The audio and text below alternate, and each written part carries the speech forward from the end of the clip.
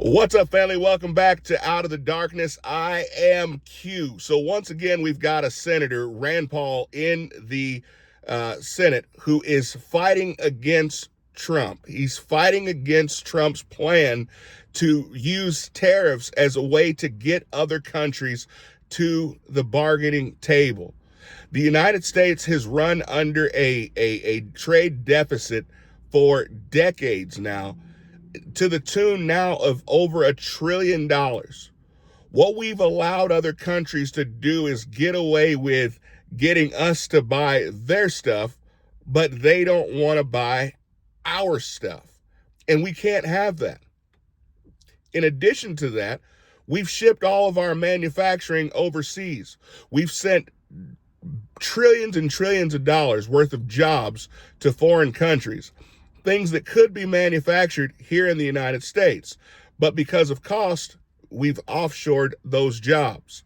So President Trump is saying we've got to do something. We can't continue to give away trillions of dollars every single year and not get something in return. It makes perfect business sense.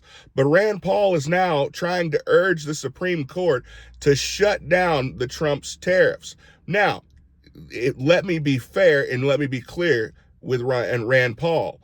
Rand Paul is not suggesting that the tariffs should not be in place as much as he is suggesting that those tariffs should only be run through Congress, which you know how that works. Congress does nothing. And so if we go that route, it will be never when we see tariffs go in place or see these deals fixed. If that were the case and they could fix it, then they would have fixed it over the last 20 years, but we have not done so. And so begging by Rand Paul for the Supreme Court to shut this down and say that Donald Trump does not have the ability or the right to unilaterally place tariffs on foreign countries is a no-go for me. I get that everybody wants to be so dogmatic about not wanting the president to overstep his bounds. We are not in a regular time. We are in a war. We are in a war. We are $38 trillion in debt. Trump is trying to get that debt under control. He's brought in trillions of dollars from other countries. He's brought in trillions of dollars in goods and business, and causing countries to say, you know what, we'd rather go ahead and build these plants in the United States and hire American workers than to try to pay these tariffs or pay these taxes and put these taxes on our goods. It's going to cost us more money in the long run. Brilliant. Trump ran on it. So where were all of these people when Trump was actually running on these promises? The problem is no one actually believed that he would actually have the stones to do it, because politicians do a lot of talking. They say they're going to do something during the election cycle when they're trying to get people's votes, then they get in office and they run away from it. Trump has not done that. Trump has stood by what he said he was going to do, especially in the way of tariffs. Now, I understand Rand Paul has also made the comment that he feels that they are a tax on the American people.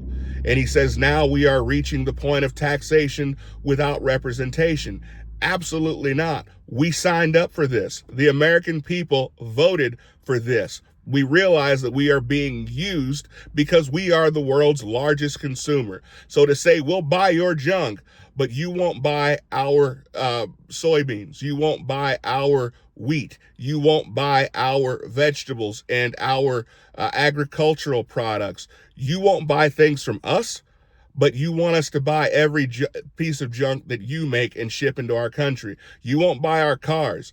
This is what Trump is trying to get across. Either we're going to bring those jobs back to the United States, or you guys are going to buy equally from us as we are buying from you. I really don't like what Rand Paul is doing. I'm not trying to start a war. I like Rand Paul. I just feel that we must be united, especially when we're dealing with a crisis such as what we're dealing with. Comment below. Let me know what you guys think about this. I'll see you guys next time. Be blessed.